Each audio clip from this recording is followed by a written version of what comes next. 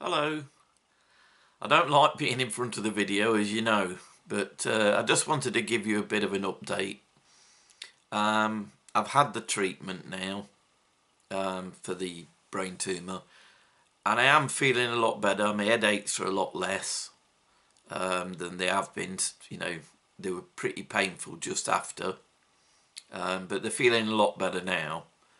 I still don't feel completely A1, so basically, you know, there's going to be a few more pre-recorded videos before I actually come back in full, but I am getting there. The thing is, it's only going to be a matter of time really before I know exactly how well it's gone, because they'll be doing MRIs and things like that, so I'll know more then. But in myself, I'm feeling a bit better, but I just want to take a few more weeks before I come back fully. And then the other thing that I wanted to talk to you about is I received an email from YouTube, and they said, you know, congratulations, you've now, you know, you can now monetize your videos. And my initial thoughts was, oh, great, why not? You know, because I can get a bit of money towards paint. And I've heard lots of people say it's, you know, it doesn't pay very well and it's only pence. But if it buys me the odd pot of glue, you know, or paint for me models and things, it's going to be a big help to me. So basically I've ticked the box and said, yeah, go ahead and monetize it. And the only thing is, as I've said before, I am not really a YouTuber, so I've no idea quite what this entails and what it's done to my videos. And obviously when I look at them, it's going to be different from when you look at them. I am, you know, trying to read up on it now to try and find out a bit more, but it's not really my bag. So, but I'm trying to understand it a bit more. So basically I just wanted to tell you, because I didn't want you to see adverts appear and think, oh, what's he doing now? It would help me if I can get a little bit of an income out of it, but I don't want it to interfere with the videos, because the main thing is, you know, sharing the hobby with people and, you know, just enjoying your company really. But if you could just keep an eye on the videos for now and let me know, you know, what you think, what they're looking like from your end. Are they okay? You know, can you live with it, with the adverts in there? Is there, you know, should I try and cut some adverts out if I can? I don't know how to do it yet, but hopefully I will do. Or whether, you know, you think it's fine, that's okay, leave it as it is. I just want your feedback really, because the last thing I want to do is, you know, put anybody off. So I guess what I'm asking for is your permission really. You know, let me know what you think. Is it okay, or is it spoiling it? And I'll try and take it from there and read a bit more and see what I can do. Anyway, I've waffled enough and I'm feeling extremely uptight about being in front of the camera. So I'm going to pass you over to this week's pre-recorded video, and I'll see you again soon. Bye.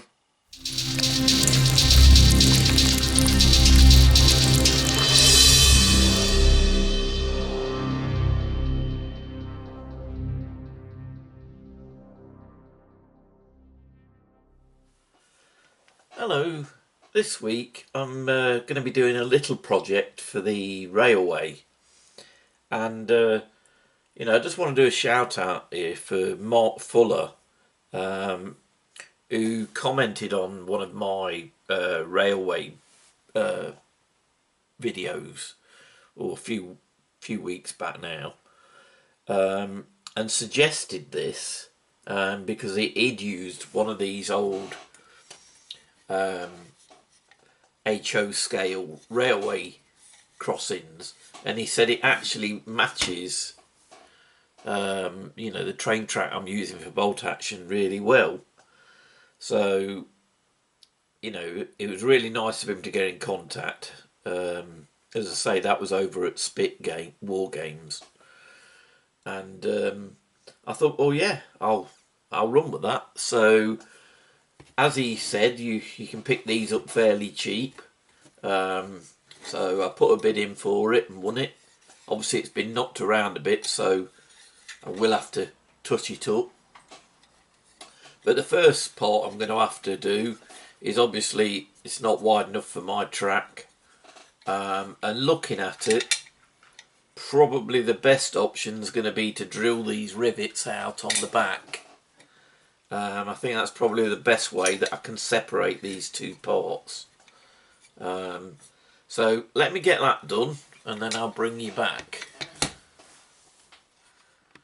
Right, so that's separated it from its base. So I've got the two separate sections now. And what I've done is I've just given them a bit of a wash and a bit of a clean up. And although I'm going to be wanting to paint the ground a different colour, I think what I'm going to initially do, just to give it a bit of a base, is I'm going to give them a blast with a bit of primer, and then I can bring them up and touch them up with ordinary paints. Right, let me take that outside and get that done, and then I'll bring them back. Right, just thought I'd bring you back. What I've been using is some of this epoxy putty that I've had kicking around for ages, because basically where I drilled out the rivets, obviously I've got the rivet holes to fill, so I've just been pushing that into these holes on both pieces, and I'm just going to let that dry now. Right, so as you can see, I've got a piece of my track out, so I can, you know, line everything up just while I'm making it. And then what I've got out is some of this latex road system that I've got. I'm going to be getting a bit more of this anyway, and I thought what I'd like to do is stick some of that on there to carry that feeling on, and then I can bring it down to the end, and then that way the roads will butt straight up to it. So I'm just going to cut a piece off.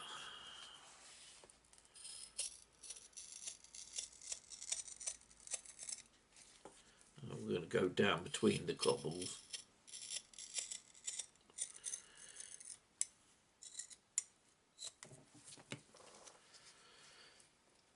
What I'm going to do for the top bit where I'm sticking it on, I'm going to take this grass off. I know that's probably going to leave a bit of a gap, but I can fill that with grit, and I think that'll look a lot more natural.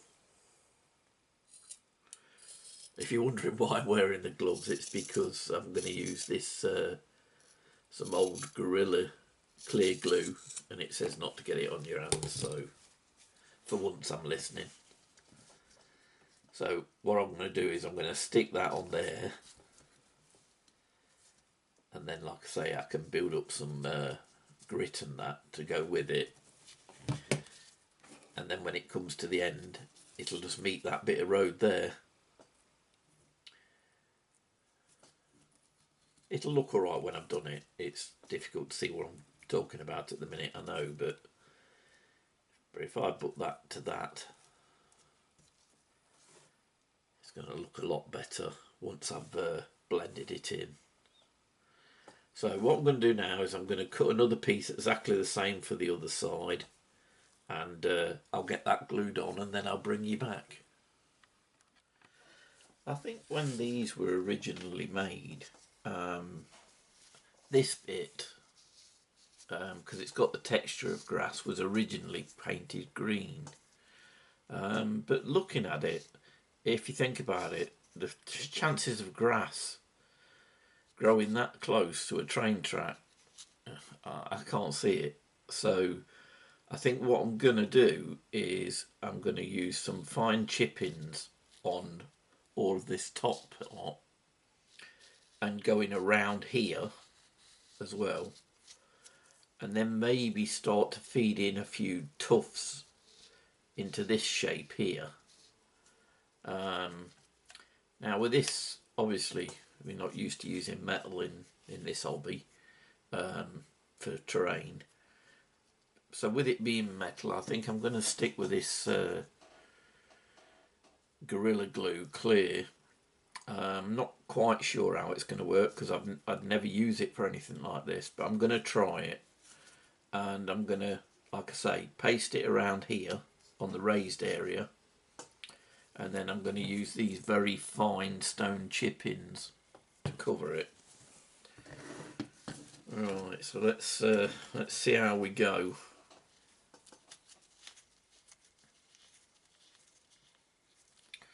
I'm wearing the gloves because this stuff's a bit iffy if you get it on your hands. It does tell you.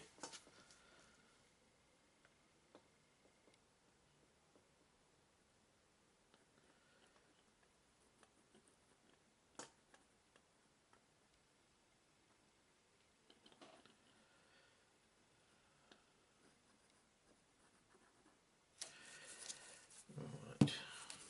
I've got a rubbish old brush as well, so I'm not going to use anything good.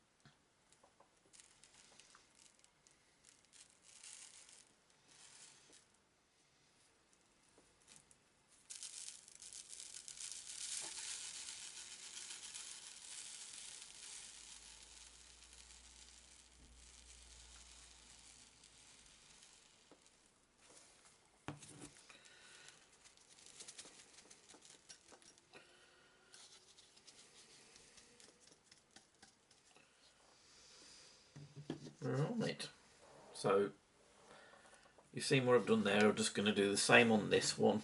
Then I'm going to have to allow this quite some drying time, and then we'll come and finish it off with a few weeds and stuff just to break it up a bit, and then we can start doing some of the washes and things. Right, back in a bit. It's not actually dry, but I thought I'd take this opportunity, while I'm waiting for the chip-ins to set. I've painted up this bit with an earth brown on both of them, because obviously that's where I'm going to start sprinkling the grass when this has gone off. But I thought I might as well repaint the red circle, because there'll be another process done and it can be drying at the same time. You can hear that pitter pottering. It's Peggy.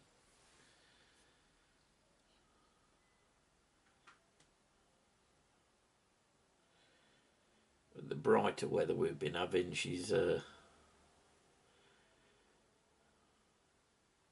dividing her time between sitting in here with me and sunning herself outside.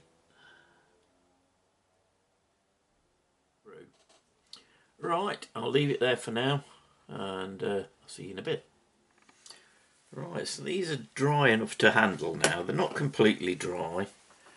I'm going to stick with using this glue, with it being a metal surface, because it seems to be bonding well to it, so I think it's probably best to stick with it.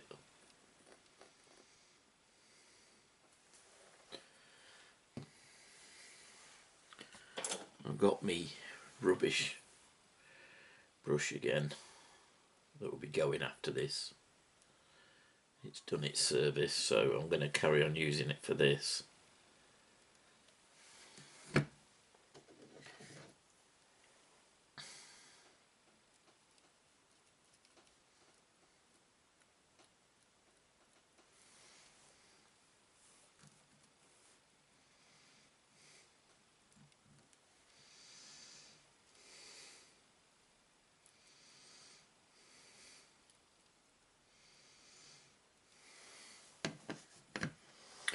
Right, so I've decided what I'm going to do. I've got some very small tufts here.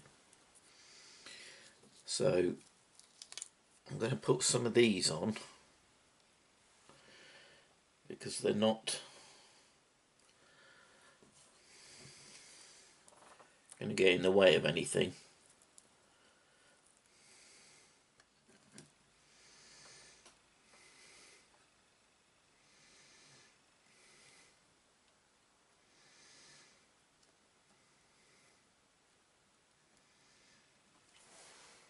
That's looking better.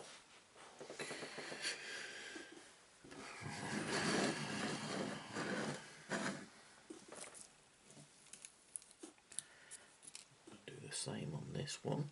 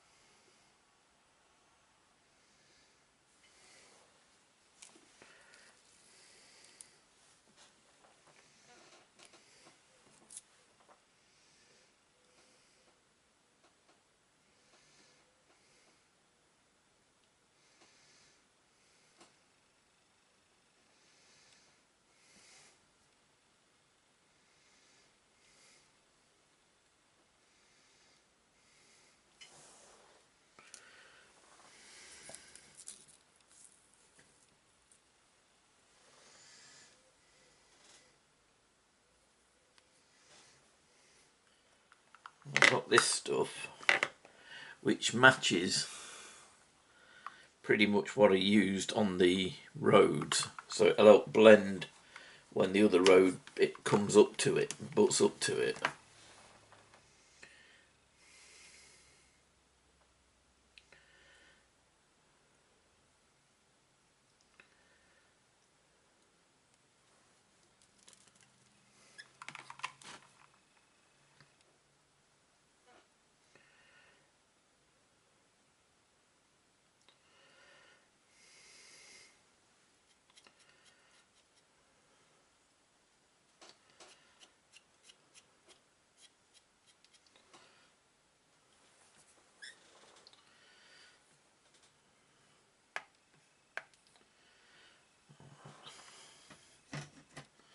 Do the same on this one.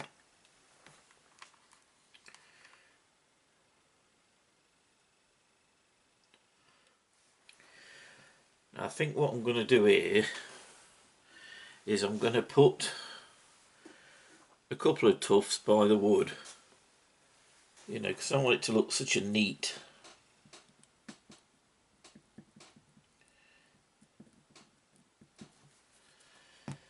cut off point between the grass and the thing. So if I put on a tuft here,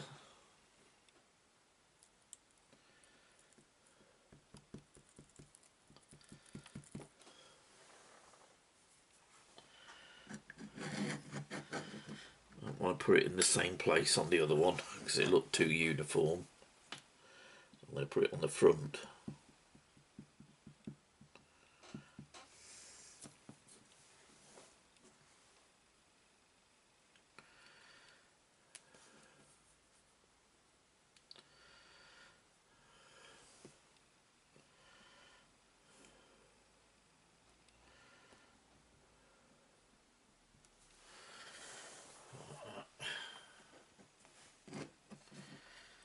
So it's looking like that now. Right, I'll carry on, get the other one done to the same, and then I'll bring you back. Right, so what I'm going to do now is I'm just going to use this pipette to add isopropanol first and let it soak through.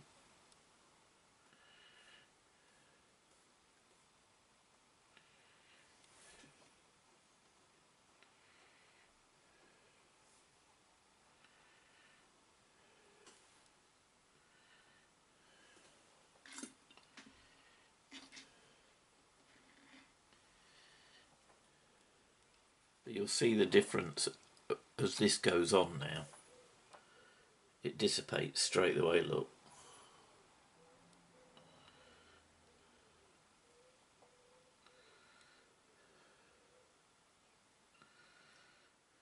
So while I'm waiting for them to dry, I've jumped ahead a bit, I'm afraid, sorry about that. Basically what I'm doing now is I'm just making a little wooden platform that I can drop in between the two parts of the crossing, that I can just drop on when there's vehicles going over it. And basically all I've done, to keep it simple, is I've just chopped up a tongue depressor. So I've started with, you know, just one piece and then 4 pieces going across, and glued that in place. And then what I've done here is I've done a metallic stripe to represent the railway lines coming through, because of course it sits lower than the actual crossing. And what I'm going to do is I'm going to stick these coffee stirrers that I've painted with old wood on there, and I'm going to leave a little gap where the rail is, you know, to give the impression that the rail's through it. So what I'm going to do is I'm going to glue all of these on all the way across, leave a gap for the other rail, and then I'll peg it all in place, because I'm going to use some wood glue on this. And when that's dry and everything, I'll bring you back.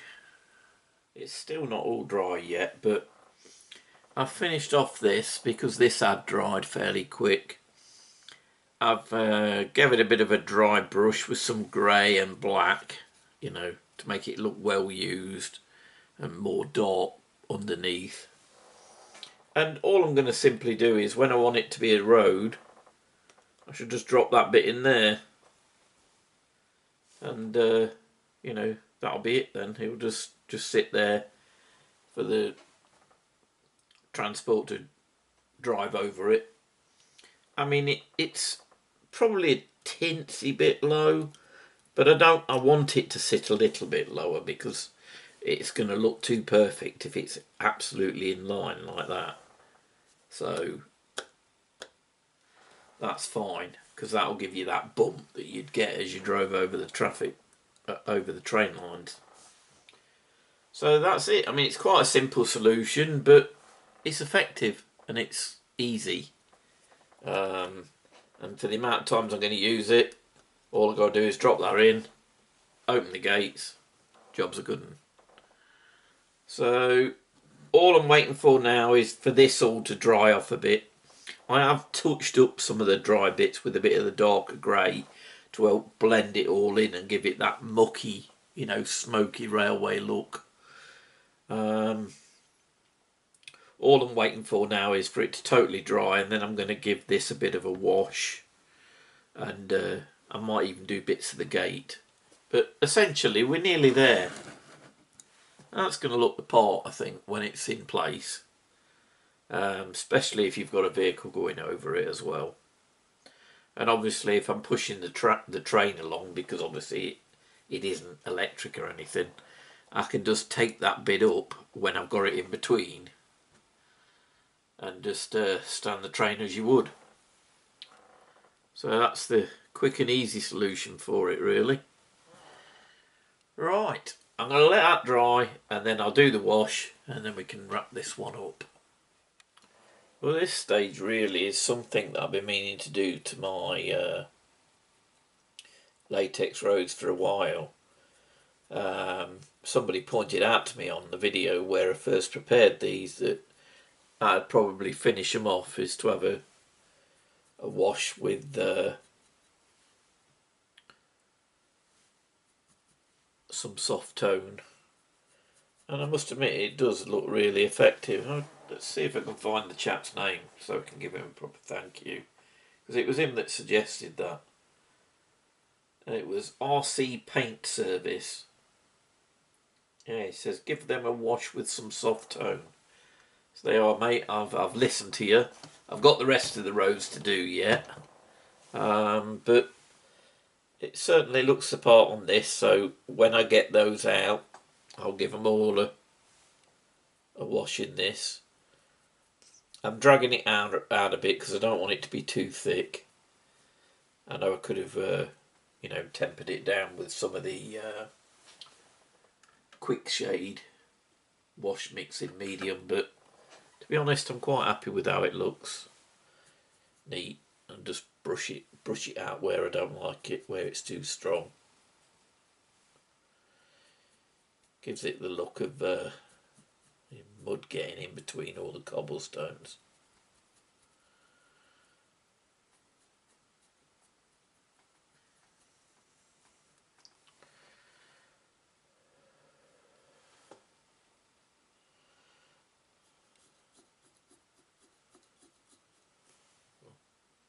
Take a little bit across this wood as well.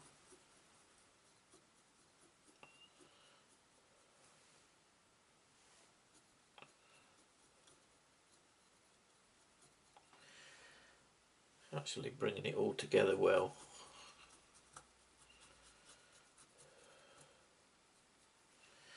So really this whole project has been a project really of tips from some of you people that have been watching me. So, I can't thank you enough really. Not only is it good to have you along, but we can share tips with each other, and that's fantastic. That's just how I wanted it to be. I've never claimed to know it all. Do you know what I mean? We all learn from each other, don't we? And these have been two excellent little tips. The first one to actually, to make this little project, and then another one of finishing off the latex rose with a bit of medium. Very nice. So, real big thank you to all of you out there, because I do value all the comments that you drop for me. Not only does it encourage me, but then I get ideas. You tell me different things that you'd like to see me change or do, and it just feels interactive. Really, it's like being down a club, if you like. It's one big community, and that's fantastic. So, big thanks to all of you, and please do continue to drop a comment and interact. Anyway, I'll get this finished, and what I'll do is when it's dry, I'm not going to get out a whole load of track or a scenery or anything. I'll just put a couple of bits around it just to give it the look, and we'll take some pictures to finish up on. Right, back in a minute. Right, so it's complete. It's looking fairly good now. It's all come together. So once again, I'd like to thank Mark Fuller over at Spit Wargames for his suggestion of using one of these old Hornby crossings, and also to RC Paint Service for the tip that he gave me on the soft tone wash for my roads. Anyway, I hope you've enjoyed this. Hope you found something interesting. If you have, please consider giving me a thumbs up or leaving a message. I always answer. And why not subscribe for when the next video drops. And I'll see you again soon. Bye.